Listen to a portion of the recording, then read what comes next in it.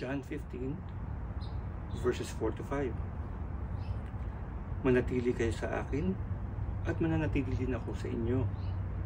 Hindi magbubunga ang sangang hindi mananatili sa puno. Gayon din naman, hindi kayo magbubunga kung hindi kayo mananatili sa akin. Ako ang puno ng ubas at kayo ang mga sanga. Ang nananatili sa akin at ako sa kanya ang siyang nagbubunga ng sagana, sapagkat wala kayong magagawa kung kayo'y hihiwalay sa akin.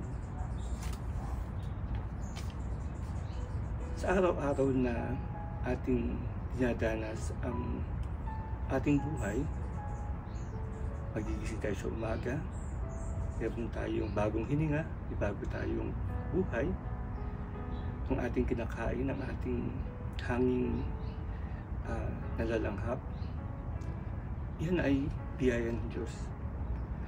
Ang ating pang-araw-araw na lakad, ang pang-araw-araw na buhay, ay naaalay natin sa Diyos. Tayo ay ini-encourage na mabuhay para sa Diyos. Hindi yung kung kailan may kailangan lang tayo, tsaka lang tayo dudulog sa Kanya. Tayo ay dudulog araw-araw.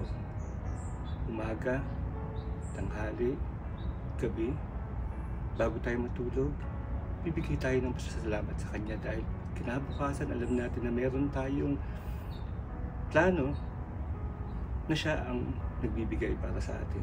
Ang plano natin ay pangalawa lamang, ang plano niya ang una. Tayo ay nilikha para sa Kanya, hindi para sa atin lamang. Tayo nilikha para sa ating kapatiran, para mag-fellowship, at hindi para sa ating sarili lamang. Tayo nilikha para magbigay ng inspirasyon, ng salitang galing sa Kanya, para mabigyan ng pag-asa ang mga may sakit, ang mga nalulungkot, ang mga nawawala sa landas. Ano man ang ating ginagawa, isipin natin maigi na ang Diyos ang may dulot. Minsan napapansin natin na tayo ay may problema, tayo ay may sakit, tayo ay may pangangailangan, huwag tayo mababahala. Dahil ang Diyos ang nagbibigay sa atin ng kasagutan at ng lunas. Sinasabi sa unang Tesalonica, chapter 5, verse 16 to 18, magalak kayong lagi, palagi kayong manalangin, at magpasalamat kayo sa Diyos sa lahat ng pagkakataon, sapagkat ito ang kalooban ng Diyos para sa inyo, sa inyong pagkikipagkisa kay Kristo Jesus. Binigyan tayo ng paalaala na ano man ang nangyayari sa atin, tayo ay dapat magalak. Dahil alam natin na tayo ay may kasagutan, tayo ay may kalunasan, at lahat ng ito ay may dudulot sa atin sa pagdating ng panahon.